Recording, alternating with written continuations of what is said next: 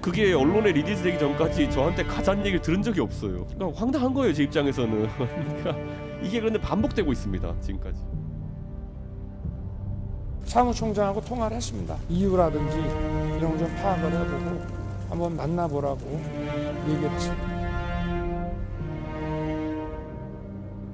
당원들의 선택으로 선출된 이준석 대표를 대놓고 무시하는 이런 처사는 정당 민주주의의 실종이자 불통과 독선의 정치입니다. 윤석열 후보의 독주는 국민의힘을 쇄신하기는커녕 퇴행시키고 있습니다.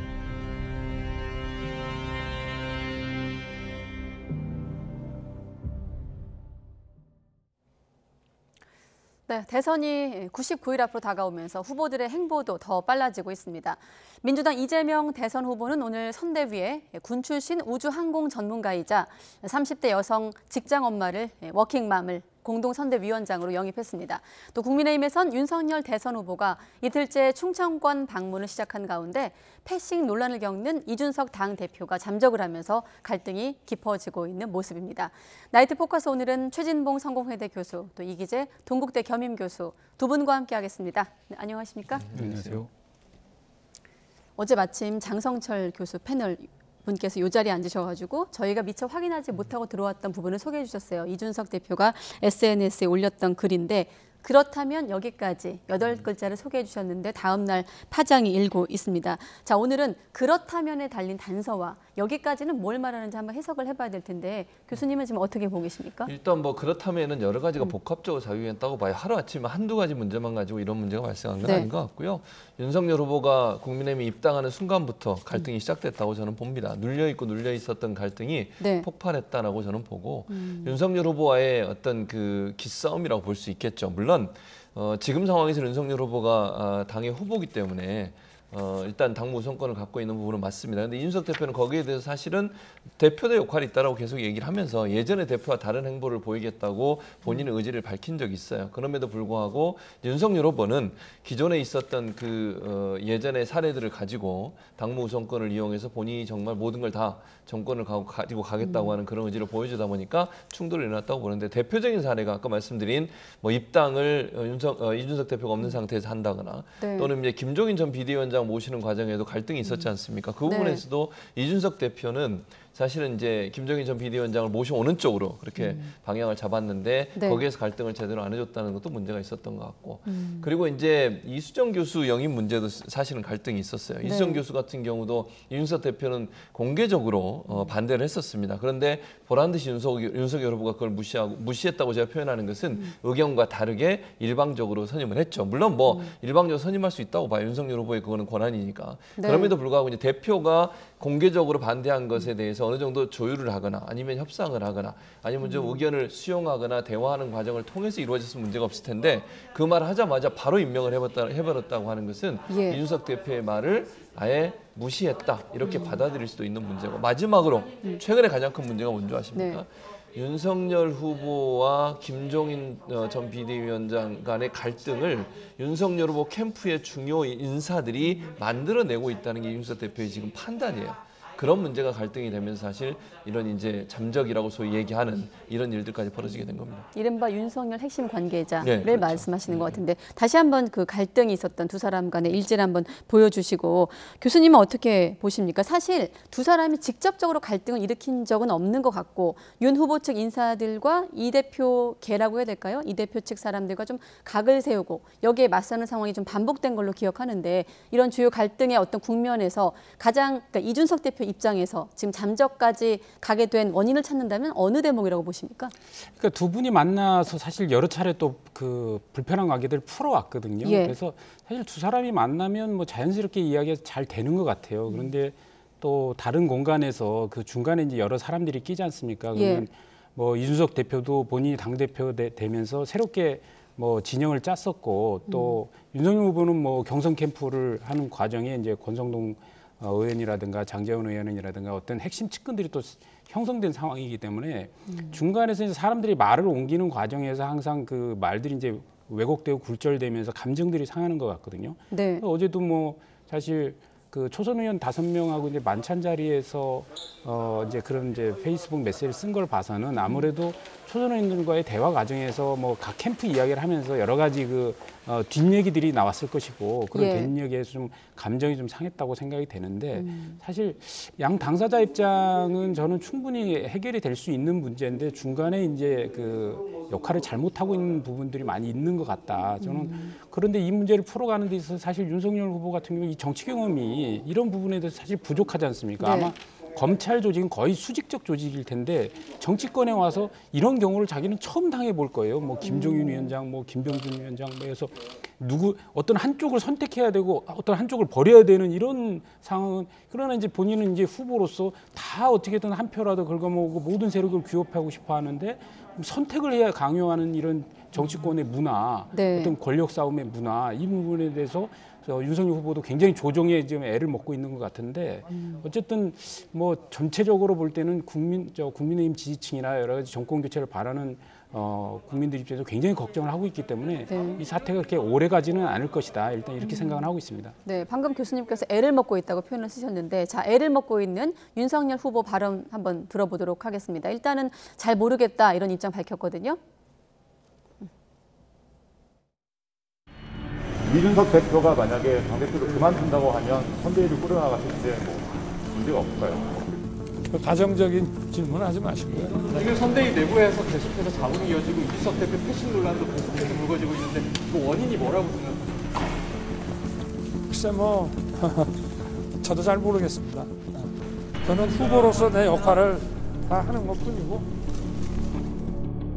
당원들의 선택으로 선출된 이준석 대표를 대놓고 무시하는 이런 처사는 정당 민주주의의 실종이자 불통과 독선의 정치입니다. 윤석열 후보의 독주는 국민의힘을 쇄신하기는커녕 퇴행시키고 있습니다. 윤석열 후보 발언에 이어서 이제 상대당 여당 선대위 대변인 발언까지 들어봤는데 지금 박성준 대변인 표현 중에는 윤석열 후보의 독주다 이런 표현이 있는데 당내에서도 지금 이 현재 이 갈등을 놓고 후보 중심으로 가야 된다. 그래도 당대표의 고언을 외면하면 뭐 급기야 망할 수도 있다 이런 표현까지 맞서고 있는 상황이거든요. 교수님은 굳이 앞서 교수님께서는 좀 선대위 쪽 윤석열 후보 캠프 쪽에 조금 더 책임의 무게를 실으셨는데 어떻게 보십니까? 그러니까 선대위가 사실은 그러니까 물론 제가 이렇게 정리할게요. 윤석열 후보가 중심이 되는 건 맞아요. 그렇게 가야 되죠. 후보니까. 그건 맞는데 문제는 뭐냐면 그럼 윤석열 후보가 자기 마음대로 모든 걸 하느냐? 그건 저는 아니라고 봐요. 그러니까 윤석열 후보가 중심이 되고 최종 결정은 윤석열 후보가 하지만 네. 본인을 도와줄 수 있는 많은 사람들의 힘을 규합하는 것은 본인이 대선에 승리할 수 있는 중요한 역할을 할 거라고 저는 보거든요. 근데 그런 부분들을 그냥 무시하고 나 혼자의 길로 가겠다 마이웨이를 그렇게 얘기하는 상당히 위험한 거예요. 저는 윤석열 후보가 그러면 대선에서 과연 본인이 원하는 성과를 낼 수 있을까 의문이 든다는 거죠. 지금 있는 세력들을 다 규합해도 될까 말까 하는 그런 상황인데 만약에 내가 혼자서 독단적으로 해도 모든 게 다 이루어질 수 있어 또는 그 측근에 있는 분들이 그렇게 판단해서 나머지 분들을 쳐내고 뭐 다른 분들을 좀 밀어내는 그런 형태의 어떤 선대위를 구성한다고 하면 또 그런 부분으로 선거에 임한다고 하면 저는 성공 가능성이 낮다고 봅니다. 네. 가능하면 이준석 대표든 또 도울 수 있는 분들이 함께 갈 수 있도록 만들어야 돼요. 또 하나는 국민들이 볼 때 당내에 어쨌든 당 대표고 당의 후보인데 갈등이 자꾸 부각이 돼 보세요. 국민들의 피로감이 높아지지 않겠습니까? 그리고 국민의힘에 대한 지지도 떨어질 수밖에 없어요. 저건 마이너스적인 요소밖에 없지 절대로 플러스되는 요인이 없습니다. 그런 네. 점에서 본다고 하면 일단 윤석열 후보가 주도권을 쥐고 가야 되는 건 맞지만 이준석 대표와 함께 가는 모습을 보이는 것이 본인한테 도움이 될 거다 그렇게 생각합니다. 자, 이제 이런 민주당의 예. 이제 박성준 대변인 같은 경우에는 아까 그 불통의 뭐 독선의 정치 뭐 이렇게 네. 얘기했는데 오히려 거꾸로 같아요. 그건 잘못 평론을 하시는 것 같고 제가 볼 때는 윤석열 후보는 독선을 한 게 아니라 오히려 많은 사람을 수용하고 이야기를 듣고 이런 과정에서 오히려 시간이 이게 길어지면서 오히려 혼란이 좀 장기화되고 있다 이런 측면으로 봐주는 게 오히려 정확한 분석 같거든요. 그래서 지금 뭐 김종인 체제를 갈 거냐 원톱이냐 아니면 뭐 삼김 체제냐 이것만 갖고도 한 3주를 끌었지 않습니까? 예. 아마 윤석열 후보가 그런 뭐 불통과 독선의 정치를 하면 벌써 뭐 어떤 결정을 해갖고 끌고 나갔겠죠. 그러면 교수님은 일단 윤 후보가 너무 많은 얘기를 듣고 있다고 너무 보시는 많은 건가요? 얘기를 듣고 있고 가능한 본인은 어떤 갈등을 이렇게 다 화합의 길로 끌고 가기 위해서 노력을 하고 있는데 네. 그게 쉽지 않은 거죠. 그래서 이런 면에서 오히려 강한 사실 리더십이 필요한 거 아니냐라는 오히려 역으로 그런 얘기를 할 수 있는 것이고 그런 측면에서 볼 때 저는 사실 이 김종인 체제에 대한 어떤 예를 들어서 호불호의 문제는 강하게 있지 않습니까? 그리고 김종인 위원장은 그 본인께서 이 전권을 주지 않고서 자주 들어오지 않을 가능성이 높기 때문에 그러면 추후에 문을 열어놓고 출발할까 하는 것까지는 저는 괜찮다고 생각하는데 이거와 네. 지금 이준석 대표의 지금 패싱 논란을 통한 이제 그러니까 지금 직무 복귀 안 하는 문제까지 가는 것은 굉장히 큰 차이가 있다. 그러니까 김종인 후보는 본인이 보유하고 있는 표는 없는 거예요, 사실은. 어떤 중도의 상징성은 있고 그러나 어떤 그다음에 이제 선거와 관련한 선대위의 체제를 강하게 몰고 갈 수 있는 그분의 능력은 있지만 본인을 중심으로 한 지지세가 있는 표는 없어요. 그러나 이준석 대표는 2030 청년을 중심으로 한 표가 있기 때문에 네. 이준석 후보와 이 갈등이 깊어지면 저는 지지율에 바로 어떤 영향을 미칠 것이다 이렇게 분석을 합니다. 저는 이제 한 가지만 거기 이기재 교수님 말씀하신 거에 이제 반론을 제기하자면 많은 부분을 들었다고는 보지 않아요. 시간을 끈 게 다른 사람의 의견을 많이 들은 게 아니고 사실은 주변에서 조언을 했지만 본인이 원하는 대로 했다고 저는 보거든요. 김종인 전 비대위원장의 영입에 대해서도 제가 볼 때는 적극적으로 나서는 모습은 저는 아니라고 생각해요. 만약에 그 주변에서 그런 얘기를 했다고 하면 더 설득하고 또 김종인 전 비대위원장이 제시했던 여러 가지 얘기가 있었지 않습니까? 100%를 수용을 안 하더라도 일부는 수용했어야 되는데 네. 제가 볼 때는 윤석열 후보 같은 경우에 그런 부분에 수용이 거의 없었다고 저는 보이거든요. 이준석 대표도 거기에 대해서 좀 아쉬움을 표현했던 것이고 시간은 끌었지만 결국은 본인이 원하는 대로 뜻대로 됐고 주변에 있는 분들이 가까이 있는 분들이 생각했던 쪽으로 선대위가 구성되고 있어서 그 부분은 좀 아쉬운 부분이라는 생각이 듭니다. 그렇군요. 윤석열 후보의 어떤 이번 논란에 대한 역할에 대해서 좀 두 분의 해석이 좀 다르신 것 같고 일단 지금 상황에서 권성동 의원 같은 경우도 지역구까지 찾아가서 만남을 좀 성사시켜보려고 했지만 불발이 됐고 김기현 원내대표 같은 경우는 당대표가 술을 좀 많이 마셨다고 이제 좀 수습을 한다고 해야 될까요? 그렇게 안간힘을 쓰고 있는데 대선 국면 시점에서 어느 시점부터는 좀 홍준표 의원 발언이 좀 궁금해지고 주목이 됩니다. 청문 홍답 코너에서 당대표를 겉돌게 하면 대선을 망친다 이렇게 경고하기도 했거든요. 자, 만약에 지금 제가 들어오기 전에 정치부 기자한테 확인을 해보니까 이준석 대표는 물론이고 대표 측 다 연락이 안 되고 잠적한 상황인데 만약에 지금 우리 뉴스를 보고 있다면 이준석 대표에게 뭐라고 좀 말씀하고 싶으세요? 저는 이제 이준석 뭐가 필요하다고 보세요? 이준석 대표는 지금 이제 본인이 생각하고 또 본인이 선거에서 이렇게 임했으면 좋겠다고 하는 여러 가지 제안들을 했음에도 불구하고 그런 부분들이 제대로 받아들이지 않고 있고 네. 지금 가장 큰 불만은 최근에 있어서 가장 큰 불만은 제가 느끼기에는 이게 측근이라고 저희 얘기하는 윤석열 후보의 가장 가까이에서 보좌하고 있는 이제 선대위의 주요 직책을 맡은 분들 이런 분들이 갈등을 더 유발하는 요소로 작용하고 있다는 부분에 불만인 것 같아요. 그래서 물론 이준석 대표 이걸 100% 받아라 이렇게 얘기할 수는 없을 거예요. 그럼에도 불구하고 지금의 해결 방안은 윤석열 후보가 이준석 대표를 만나서 합의하고 협의해야 돼요. 그러니까 뭐가 갈등이 있는지 뭐가 문제라고 생각하는지 그 부분에서 오해를 풀고 이런 부분을 보여주는 것이 윤석열 후보에도 도움이 되는 거 아니겠습니까? 네. 그러니까 지금 현재는 윤 후보가 찾아가는 게 맞다고 저는 개인적으로 생각을 해요.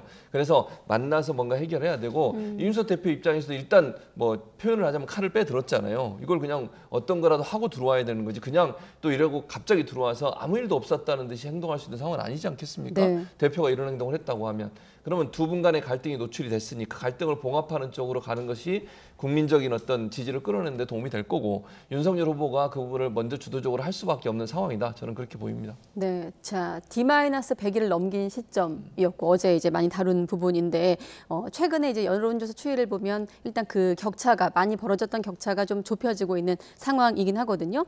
과거 지금 대선 후보랑 대표 간의 갈등을 좀 학습을 했다고 치면 지금 어떻게 좀 해야 될까요? 윤석열 후보 캠프 입장에서는. 지금 권성동 총장이 이제 지역구에 방문한 건 저는 좀 잘못한 것 같아요. 우선은 지금 대표가 이래서 연락을 끊은 상황에서 노원구에 있는 지역구 사무실에 대표가 있을 이유가 없지 않습니까? 그러니까 말 그대로 그거는 이제 쇼잉했다고 볼 수밖에 없고 이거는 이준석 대표 입장에서는 상당히 기분 나쁜 내용일 거예요. 그리고 또 윤석열 후보가 또 사무총장한테 연락을 들었고 들어보라고 했다 이런 것도 역시 굉장히 기분 나쁠 거라고 저는 생각합니다. 저는 이런 상황에서는 국민의힘 당 대표이기 때문에 아무리 나이가 어리더라도 후보가 존중을 해야 된다고 생각하고 후보가 직접 연락을 해서 만남을 구해야 되고 그다음에 그동안 그 문제점에 대해서 좀 들으면서 해결할 거는 본인이 해결해 주면서 이것을 봉합해야 된다 이렇게 생각을 합니다. 네, 알겠습니다. 자, 앞서 김기현 원내대표가 아무래도 지금 상황에선 좀 이준석 당대표에게 힘을 실어주고 있다라는 발언을 했었는데 선대위 구성에서 불협화음을 좀 낸다는 지적에 대해서 입장을 낸 것도 있거든요. 한번 들어보도록 하겠습니다. 선대위 구성을 포함해서 당이 조금 더 새로운 모습으로 국민들에 다가가는 데 있어서 그렇게 성공적이지 못하다는 비판을 아프게 받아들이고 있습니다.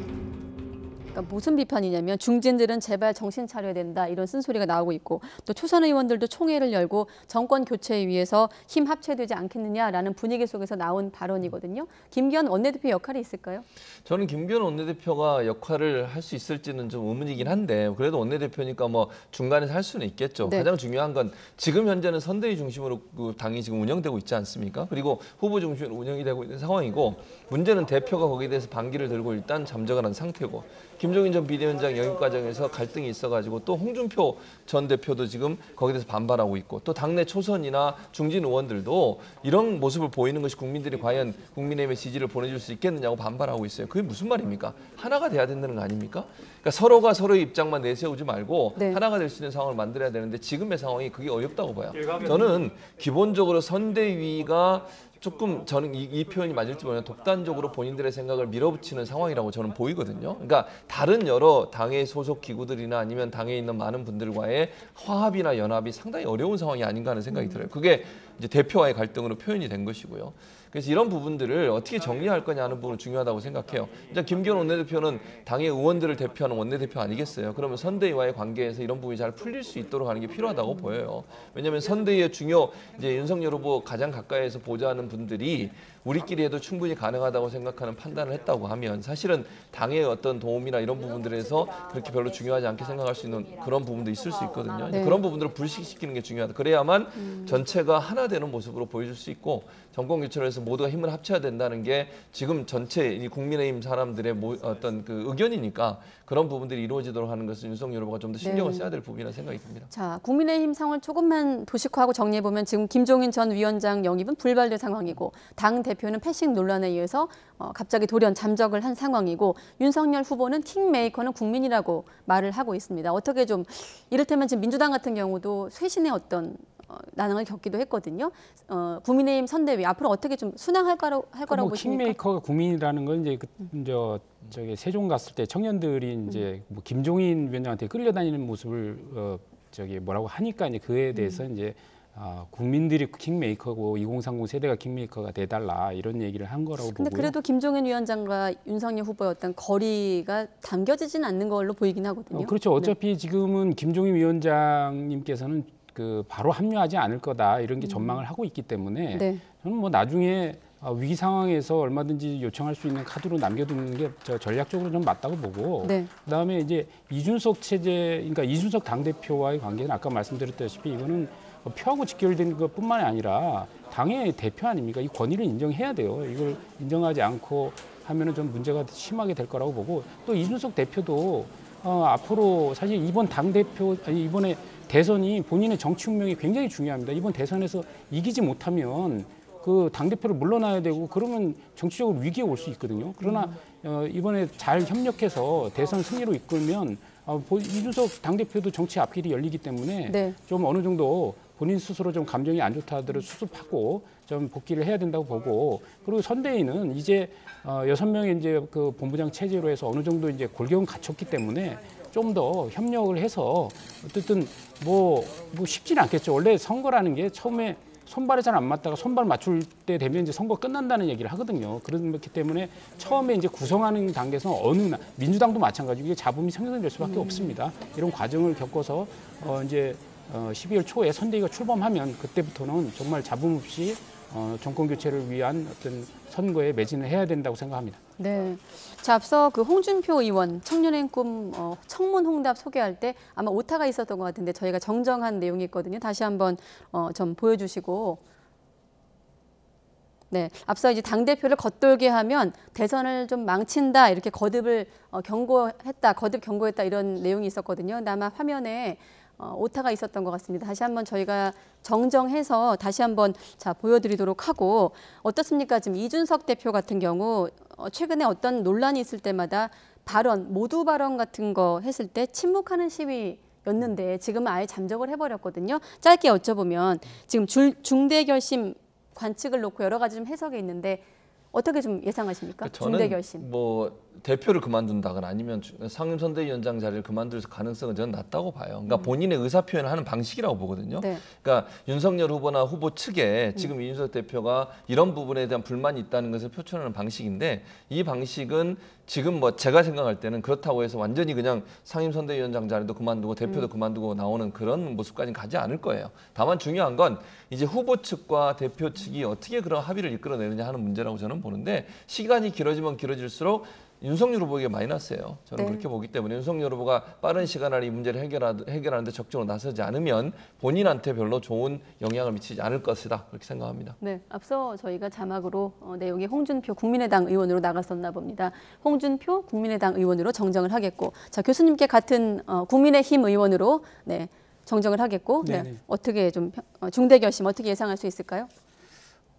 저는 이제 이준석 대표랑 제가 단식 농성을 같이 한 적이 있었는데 저는 힘이 들어서 빨리 그만두려고 그랬더니 본인이 11일을 끌고 가더라고요. 그래서 이 보통 이게 청년이라고 해서 우습게 보면 안 된다. 굉장히 독하고 매운맛이 있는 그 정치인이다 이런 생각을 하고 있습니다. 그래서 쉽게 본인이 이렇게 뒤집어서 다시 들어오고 뭐 이런 이제 하지는 않을 거라고 보고 어떤 계기와 동기를 가지고 입장이 정리돼야 들어올 거라 생각을 하기 때문에 저는 윤석열 후보 측에서 어느 정도의 절충안과 타협안을 좀 만들어서 앞으로 당 대표의 권위도 좀 인정해 주면서 그리고 선대위를 끌고 갈 수 있는 그런 운영 방안에 대한 내부적인 고민과 검토가 있어야 되지 않겠나 이런 생각합니다. 네, 알겠습니다. 자, 이번엔 각 후보들의 행보를 좀 살펴보도록 하겠습니다. 먼저 윤석열 후보, 대전과 세종시를 좀 훑었는데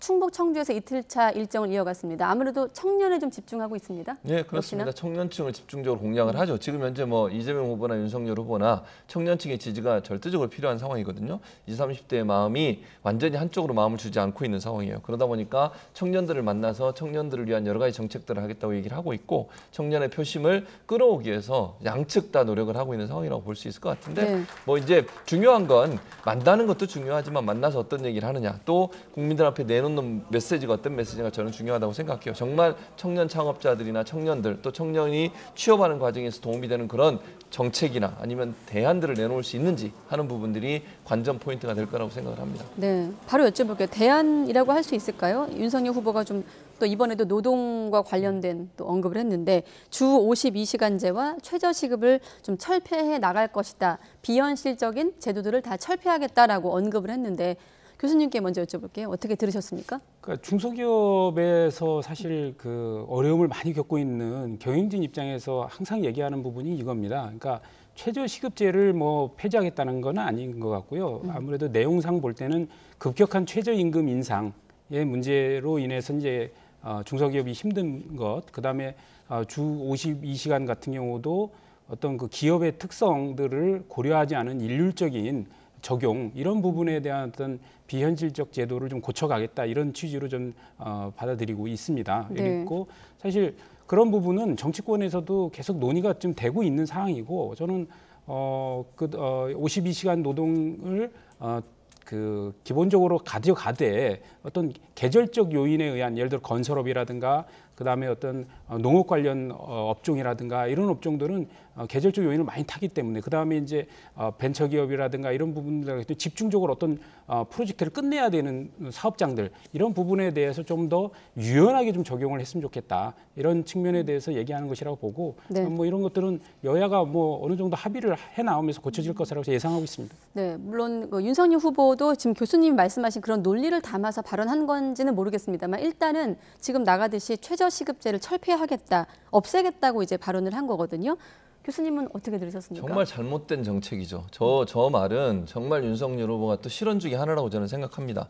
최저시급제를 없앤다고 하면요. 기본적으로 최저시급이라고 하는 게 기본적으로 어느 직장이든 또 아르바이트를 하든 뭘 하든 기본적으로 받아야 되는 시급이잖아요. 주휴수당도 마찬가지고요. 젊은이들과 청년층 이것 때문에 얼마나 화가 날까 하는 생각이 들어요. 그러면 본인이 노동력을 행사하고 그 노동력에 대한 대가를 임금을 주는 사람이 결정할 수 있는 상황이 돼버리는 거잖아요. 최저시급은 법으로 딱 규정을 해놨기 때문에 그 규정된 거 이하로 주면 처벌받게 돼 있어요. 그러면 지금 윤석열 후보 입장에서는 운영하시는 분들의 입장에서 얘기하시는 걸로 보여지는데 그럼 젊은 층이나 청년층은 어떻게 합니까? 최저시급이라는 게 정해져 있기 때문에 그들이 일정 부분의 최저임금을 받을 수 있는 거 아닙니까? 한 달에 얼마 이상의 최소한의 생활할 수 있는 임금을 받을 수 있는 상황을 만들어 둔 건데 그걸 철폐해버리면요. 지금 노동력을 제공하고도 동일한 형태 또는 각각의 노동력에 대한 동일한 평가를 받지 못하고 각각 차별적인 평가를 받을 수밖에 없어요. 그것도 이제 어느 정도 수준이 올라가면 그걸 다 차별적으로 지급하죠. 물론 업무에 따라서 하는 일에 따라서 그 사람이 갖고 있는 능력에 따라서. 그런데 최저로 하는 것은 기본적인 생활을 보장하기 위해서 만들어 놓은 거예요. 그걸 없애자면 저는 안 된다고 보고요. 노동시간도 지금 뭐 이기재 교수님은 그렇게 이제 해석을 해서 말씀을 하셨는데 52시간 이것도요. 지금 이게 우리나라가 잘 아시는 것처럼 전 세계 나라 중에 특히 OECD 국가 중에 가장 노동시간이 높았던 그런 나라입니다. 2018년도 이거 시작했거든요. 2019년 기준으로만 봐도요. 우리나라 연간 근로시간이 1967시간이에요. OECD 평균으로 보면 1726시간이거든요. 네. 밑에서 그러니까 241시간 평균보다 241시간이 더 많고요. OECD 내 멕시코가 제일 아래고 그다음에 우리였어요. 제일 많이 근로를 하고. 그러니까 선진국으로 가고 있고 세계 10위권의 경제 대국인데 노동자들의 노동은 계속되고 있습니다. 이거 막아주자고 52시간 만든 거잖아요. 그러니까 정말 지금 말씀하신 거 이재 교수 말씀하신 것처럼 특수 업무에 대해서 이런 부분을 이렇게 좀 조정해 보면 어떻겠으면 이렇게 얘기했으면 이해가 될 것 같아요. 근데 52시간이든 지금 얘기하든 주 52시간 최저시급제를 완전히 없애버리자고 그래버리면 이거 자체는 정말 현재의 노동자들 즉 국민이나 청년들에게 상당히 큰 어떤 상실감, 그다음에 비판, 불만을 불러올 수 있는 그런 생각이라는 생각이 들고요. 네. 너무 기업 입장 또는 이게 임금을 주는 분의 입장에서만 생각하시는 게 아닌가 그런 아쉬움이 있습니다. 네, 충북을 돌면서 수천 메모까지 하고 이제 간담회 현장에서 나름대로 들으려고 하던 자리에서 나온 발언이긴 한데 조금 더 길게 윤 후보의 입장을 설명해 드리면 이렇게 얘기를 했거든요. 청년들은 일자리가 구하기 어렵다고 하고 중소기업을 경영하는 분은 청년을 구인하기 어렵다고 해서 이 일자리 미스매치가 발생을 해서 부조화가 발생해서 이 제도가 비현실적이다라고 설명을 한 거거든요. 어떻게 좀 해석하세요? 그러니까 그 말이 결국은 이런 거잖아요. 업주들은 아르바이트 비용이라든지 임금을 너무 많이 주다 보니까 임금을 줄 수 없어서 본인이 일을 하거나 이런 일이 발생한 거 맞아요. 그런 부분이 일부에서 발생하고 있죠. 그렇다고 해서 그러면 아주 값싼 노동력을 계속 젊은이들한테 너희는 그렇게 값싼 노동력을 값싼 돈을 받고 노동력을 제공해야 돼 이렇게 해야 됩니까? 저는 그건 아니라고 봅니다. 그러면 그런 상황에서 예를 들면 자영업자 소상공인들이 그런 의문을 얘기하는 몇 분의 사람들 때문에 네. 노동력 자체가 제대로 평가받지 못하는 일이 계속 벌어지는 것을 과연 우리가 방치해야 되냐는 문제예요. 젊은이들 그러면 얼마나 힘들고 어렵게 살겠습니까? 그런 부분에 대한 논의도 저는 있어야 된다고 보고요.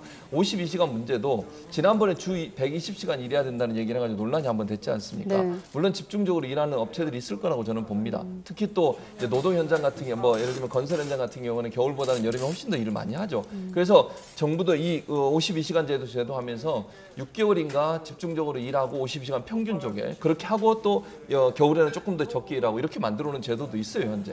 그런 부분에서 그러면 짧은 한 주에 120시간을 일하게 놔둬야 됩니까? 그럼 사람 거의 제가 볼 때는요 병 걸릴 가능성이 높다고 저는 생각을 해요. 그런 부분도 보완해야 돼요. 그러니까 우리가 경제적인 부분에 있어서 좀 이런 요소를 좀 바꿔달라고 요구하는 요소도 있지만 그것과 근로자들의 건강이나 생활이나 국민의 건강, 삶과 생활의 어떤 조화 이런 부분도 함께 고려해야 되는 거 아닙니까? 네. 그게 선진국으로 가는 방법이라는 생각이 들기 때문에 본인이 얘기하시는 부분은 조절하는 부분에 있어서 이렇게 하자고 제안하는 것은 제가 어느 정도 이해를 하겠지만 이 부분에 대해서 너무 급격하게 지금까지 이루어진 것을 뒤집어 엎거나 아니면 철폐하는 쪽으로 가는 것은 바람직하지 않다고 봅니다. 아시겠지만 정의당 심상정 대선 후보의 1호 공약이 주 4일제 아니겠습니까? 또 대비되는 측면도 있는데 아무튼 주 52시간 제도도 사실 앞서 설명 나간 대로 2018년도에 이제 만들어졌는데 임금 조정이라든지 뭐 휴무 말씀하신 대로 휴무일 또 세부적인 조건에서 좀 이해관계가 다르기 때문에 사회적인 합의가 굉장히 필요한 대목 아니겠습니까? 자, 일단 윤석열 후보가 화두를 던졌습니다. 뭐 앞으로 어떻게 수정할지 모르겠습니다만 정책으로 연결이 될까요? 그러니까 지금 이제 윤석열 후보의 얘기를 이제 추가적인 이제 브리핑을 좀 들어봐야 될 것 같은데 네. 일단 이게 간담회 속에서 얘기 나온 거라 저는 그 최저 시급제를 폐지하겠다는 얘기는 그 말이 안 되는 얘기이기 때문에 그건 그 잘못 표현하셨다. 저는 최저임금 급격한 최저임금에 대한 문제를 제기하셨다 이렇게 보고 예. 그다음에 52시간 노동 같은 경우는 그렇습니다. 보면은 사실 뭐 우리가 생산력이 더 높아지면 주 4일제로 가야 되고 더 나아지면 주 3일제로 가야 되지 않겠습니까? 근데 우리 사회가 버티는 수 있는 게 과연 주 52시간이 가능하겠냐에 대해서는 사실 좀 이견이 많이 왔었어요. 있어 왔었고 그래서 이걸 적용할 때도 단계적으로 뭐 50인 이상 사업장부터 적용하고 그다음에 5인 이상 사업장으로 이렇게 단계적으로 온 거거든요. 그래서 지금 했는데 일단 전반적으로 저는 좀 안정되어 가고 있다는 느낌은 있고 그럼에도 불구하고 일부 중소기업 그 아주 작은 사업장 같은 경우 굉장히 어려움을 호소하고 있고 왜냐하면 경영의 문제에서 여러 가지 이제 그 근로자의 시간이 줄면은 결국 생산 물품이 많이 줄지 않습니까? 그리고 네. 또 근로자는 근로자대로 시간이 줄으니까 임금이 또 주는 그 상황이 발생을 해요. 그래서 누구에게 과연 이게 이익이 있는 것이냐 이런 문제에 대해서 우리가 뭐 과거같이 막 68시간 일하던 시절로 돌아가지 않는 그러니까 그런 정도의 과한 노동이 아니라면 노동 시간을 너무 급격하게 또 줄여가는 것 또한 이게 근로자들한테도 피해가 갈 수 있다 이런 점을 좀 고려해서 어떤 그 산업 그 직종에 따라서 그다음에 노동자의 어떤 그 본인의 의지와 욕구 그런 것도 반영하면서 좀 타협할 수 있는 길을 찾자 이런 취지라고 생각을 하기 때문에 좀 네. 보완해서 말씀드립니다. 그러니까 저는 이제 그 부분에 한 가지만 더 얘기하면 네. 타협점을 찾는 것은 필요하다고 봐요. 논의를 해보세요. 이런 부분에서 이런 부분을 보완해 가자. 근데 이제 한 가지만 제가 말씀을 드리면 이 노동 시간이 너무 많아서 과로사로 사망하신 분들이 계속 나오고 있습니다. 지금도. 그걸 우리가 본다고 하면 그 물론 돈 때문에 열심히 일하고 그렇게 자기가 알아서 일했는데 그걸 뭐라고 얘기할 수 있냐 이렇게 얘기하면 저는 아니라고 보고요. 특히 이제 택배 노동자들 중에 과로사로 사망하신 분들이 있잖아요. 그런 분들을 보면 그렇게 과로사에서 사망하는 것까지 그냥 국가가 가만 놔둬야 되느냐. 저는 좀 아니라고 봅니다. 그런 부분에 네. 있어서는 국민적인 어떤 합의를 윤석열 후보가 잘 들었으면 좋겠습니다. 네.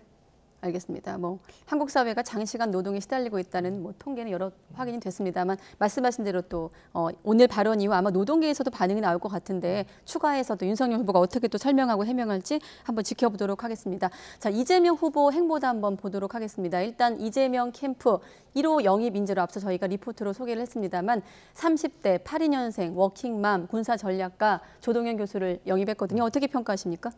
저는 뭐 어쨌든 현재로 봤을 때는 청년, 여성, 그다음에 미래에 대한 이제 컨셉을 이제 가져가는 차원에서 인사 영입이라고 보여지고요. 네. 근데 저는 이제 그 조동현 교수뿐만 아니라 이번에 이제 국민의힘에서도 이제 이수정 교수를 이제 영입을 했는데 그 영입을 하면 이제 항상 그 인재 영입 이후에 두 가지가 이제 들거든요. 첫 번째는 뭐냐면 그 인재 영입한 분들의 과거가 털립니다.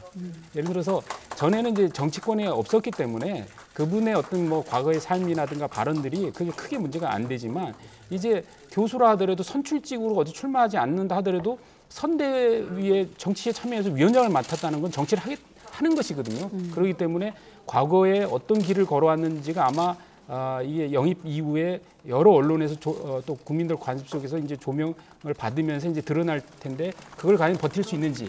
그다음에 두 번째는 이분들이 이제 과거에 얘기했던 거는 상관이 없더니 이제는 본인이 이제 그 선대위 관계자로서 말을 하게 되면 이게 어떤 그 과거에 학자로서 얘기하는 거와 달리 어떤 누군가에게 상처를 주거나 피해를 주거나 이럴 수가 있는 거거든요. 네. 그러면 그게 구설수에 오르거든요. 이 두 가지 시험대를 통과해 봐야 이분이 진짜 제대로 된 영입이냐 아니냐를 판단할 수 있을 것 같고 지금 현재는 일단 양 진영 다 두 분의 뭐 교수들이 어느 장단점을 갖고 있는 분들을 영입해서 국민적 이미지를 개선하려고 하는구나. 이 정도 수준에서 평론할 수 있을 것 같습니다. 뭐 지금 두 교수라고 말씀하신 건 이제 국민의힘에 합류한 이수정 교수까지 포함해서 말씀하셨는데 그럼 바로 여쭤보죠. 이걸 가지고 지금 최백은 건국대 교수가 또 SNS에 사진을 이분할한 사진을 올렸나요? 네, 차이점 이렇게 올렸다가 물론 이제 2번에 걸쳐 또 해명의 글을 올리기도 했습니다만 어떻게 좀 보셨습니까? 그러니까 이게 차이는 이렇게만 올렸었거든요, 처음에. 그러다 보니까 논란이 많았고, 그러니까 네. 어제 하루 종일 화제가 된 양 후보의 영입 인사, 내놓는 후보들의 지향 가치 차이가 보인다 이렇게 이제 달았는데, 그러니까 처음부터 저렇게 달아서 했으면 더 좋을 뻔했는데 어쨌든 차이는이라면 올려놓으니까. 그리고 사진 2개를 딱 올려놨잖아요. 네. 그러다 보니까 이제 여러 가지 해석이 나오는 거죠. 차이는 이렇게만 해놓으면 해석하는 사람에 따라 각각 다르게 해석할 수 있는 거죠. 근데 이제 최백운 교수 입장에서는 아마 저 뒤에 나중에 올린 걸 보면 그러니까 지향하는 가치가 다르다 하는 부분을 얘기하는 것 같아요. 네. 그러니까 지금 민주당에서 영입하신 조 교수나 아니면 이제 국민의힘에서 영입하신 이수정 교수나 이분들이 갖고 있는 지향점 자체가 차이가 있는 거 아니냐 이렇게 얘기한 건데 네. 처음에 이제 차이는만 올리다 보니까 여러 가지 논란이 있었고 괜히 이제 불필요한 어떤 그 논란을 불러일으킬 수 있는 요소보다는 명확하게 설명하는 게 필요하다. 그래야만 이게 구설수에 오르지 않을 수 있다. 이런 생각이 듭니다. 자, 그렇다면 질문을 바꿔서 두 분 모두 평론가시니까 그러면 이수정 교수 같은 경우도 차이점이 아니라 공통점을 좀 물어봤어야 된다 이렇게 꼬집기도 했거든요. 두 사람의 공통점과 지금 논란의 어떤 그런 차이점 말고 실제로 어떤 차이가 있는지 한번 부연 설명해 주시죠. 어떻게 평가하십니까? 저는 최백은 교수가 처음에 이제 차이는이라고 올렸다가 이걸 이제 수습하면서 지향 가치 차이가 보인다. 차이가 보인다고 네. 했는데 저는 약간 이거는 물타기라고 생각합니다. 처음에는 두 분의 사진을 올려놓고 외모의 차이를 얘기하려고 했지 않느냐. 그건 거의 그걸 SNS를 봤던 사람이 거의 90%는 그렇게 생각했습니다. 실제로. 그래서 그런 댓글들을 달았던 것이고 그러다 보니까 외모에 대한 비교 논란이 되니까 이제 거기에 이제 지향 가치를 했는데 사실 두 교수님들의 저희들도 정치권에 오래 있지만 특히 이제 조동현 교수 같은 경우는 사실 처음 잘 모르는 사람이에요. 네. 이번에 이제 나오신 분이고 이수정 교수는 이제 계속 언론에 있었으니까 여러 가지 메시지들을 우리가 알고 있지만 그래서 두 분의 가치 지향 차이를 저는 아직 인식할 수 없거든요. 그런 점에서 이게 굉장히 물타기 SNS를 하셨다 이런 생각이 들고 근데 그 부분에 대해서 저는 이수정 교수가 그런 방송 출연하시면서 이제 언론 인터뷰 속에서 어쨌든 차이점보다는 공통점을 물어봤어야 되는 거 아니냐. 저는 그 얘기에 대단한 내공을 사실 느꼈거든요. 네. 뭐냐면 사실은 정치의 요체는 차이 구분해 내는 게 중요한 게 아니라 사실 공통점을 찾아 나가는 묘미거든요. 그래서 정치도 합의를 도출해 나가는 것이고 특히 우리 이수정 교수 같은 경우는 사실 여성운동 그다음에 범죄 피해에 의한 여성들을 보호하기 위해서 많이 애를 쓰셨는데 예. 그러면서 이제 페미 논쟁에도 이제 논쟁 지점에 들어가셨던 거 아닙니까? 그런 측면에서 보면 사실 2030을 바라보면서 이제 지금은 이제 팸이냐 반팸이냐도 이준석 우리 당대표가 얘기했던 부분도 약간 미묘한 게 그런 게 있는 건데 네. 남녀 시각차가 굉장히 크지 않습니까? 이런 점도 저는 이수정 교수 같이 어떤 공통점을 찾아가는 그러니까 2030 세대의 전체적인 공통점으로서 그들이 갖고 있는 기회 박탈이나 여러 가지 어떤 사회적인 차별이라든가 이런 거에 대응을 해야지 네. 그 안에서도 이게 남녀의 차이를 구분해내는 건 좋지 않다. 이런 철학과 시각이 오히려 이런 SNS 상에서의 사진을 띄워놨을 때도 차이점보다는 공통점을 찾아라 이런 아주 좋은 우문의 현답으로 대답한 게 아니라 이런 판단을 했습니다. 네. 자, 공통점 말씀하셨는데 양 후보 간의 지금 공통점은 2030 세대 표심 잡기에 집중하는 것 아니겠습니까? 이재명 후보 발언도 한번 들어봐야 될 텐데요. 청년 창업가를 만난 자리에서 나온 발언입니다. 잠깐 듣도록 하겠습니다. 자본시장이 주가 조작이나 하고 말이에요. 그래서 누가 무서워가지고 투자하겠어. 펀드 사기나 치고 이러니까. 자, 말씀드린 대로 2030 세대 표심 잡기에 집중하고 있는데 어떻습니까? 지금 윤 후보도 이 후보에 맞서서 청년 보좌의 공개 모집을 시작하기도 했거든요. 선대위 어떤 확장성이라고 해야 될까요? 지금 누가 조금 앞서고 있다고 보십니까? 지금 현재는 민주당이 훨씬 앞서고 있죠. 현재 상황으로 보면 네. 추후에 어떻게 될지 모르겠습니다. 왜냐하면 일단 국민의힘이 나중에 출발했고 그다음에 국민의힘은 현재 선대위에 보면 참신한 인물이 없잖아요. 거의. 이수정 교수 정도라고 말씀을 드릴 수 있을 것 같고 아직까지는 없어요. 그러니까 윤석열 후보 측에서도 그 부분에 대한 어떤 필요성을 느낀 것 같아요. 민주당 같은 경우에 잘 아시는 것처럼 처음에 선대위 만들었다가 논란이 많아서 거의 해체 수준으로 쇄신을 하고 새로운 인물도 계속 영입하잖아요. 네. 심지어는 고3 학생, 18살 고3 학생을 선대위원장으로 임명을 했습니다. 그리고 이제 조동인 교수도 임명을 했고요. 이런 부분은 결국 변화와 쇄신의 모습을 보여주는 거거든요. 젊음으로 바뀌고 있다는 모습도 보여주고요. 그건 국민들의 신선함을 보여주는데 지금 국민의힘 선대위 같은 경우는 아직 그런 모습이 없어요. 올드보이의 귀환이라고 할 만큼 예전에 많이 봤던 분들 또 오랫동안 네. 정치하셨던 분들만 모여 있는 상황이기 때문에 이제 윤석열 후보 입장에서 이 부분을 확장하지 않으면 사실은 이 국민들이 볼 때는 올드보이와 참신성의 대결로 비춰질 수 있거든요. 그래서 아마 윤석열 후보는 새로운 어떤 새로운 인물들을 영입하기 위해서 선대위에 이제 젊은 층들을 많이 이렇게 영입하겠다 얘기를 했어요. 아마 이런 부분들이 앞으로 선대위의 모양과 이미지를 만드는 데 중요한 역할을 할 것으로 생각이 됩니다. 네, 어떤 선대위 확장성에 대한 질문을 드렸는데 여기 얹어서 앞서 이재명 후보의 발언은 또 윤 후보의 부인 김건희 씨를 겨냥하기도 했거든요. 이 발언의 좀 맥락까지 좀 같이 덧붙여서 해설해 주시죠. 이제 지금 보면은 계속 이제 2030을 겨냥하면서 이제 김건희 씨 얘기도 하고 이제 주가 조작 얘기도 하고 이렇게 하는 것이라고 보고 네. 그리고 이제 선대위 관련해서는 지금 사실 민주당이 훨씬 앞서가고 있지 않습니까? 그런 차원에서 한 달 먼저 출범을 했기 때문에 전 체계는 민주당이 좀 앞서가고 있다는 면에서는 저도 동의를 하고 그리고 이제 국민의힘도 이제 계속 영입 경쟁을 하겠습니다. 할 텐데 저는 대선은 그 과거 총선과 달리 저는 인재 영입으로 어떤 크게 그 승부가 갈리지는 않는다는 생각을 해요. 네. 그러니까 대선은 그 대통령 후보 그 자신의 어떤 인격과 인간됨과 그다음에 정치적 능력과 비전을 갖고 국민들에게 인정받는 것이지 어떤 사람을 그 이미지를 자꾸 차용한다고 해서 이렇게 크게 달라진다고 생각은 하지 않거든요. 그래서 좀 더 본질에 좀 충실한 그 캠페인과 선대위 구성을 좀 가야 되지 않겠냐 이런 생각을 좀 합니다. 네, 알겠습니다. 여기까지 듣도록 하겠습니다. 최진봉 성공회대 교수, 또 이기재 동국대 겸임 교수 두 분과 함께했습니다. 네, 고맙습니다.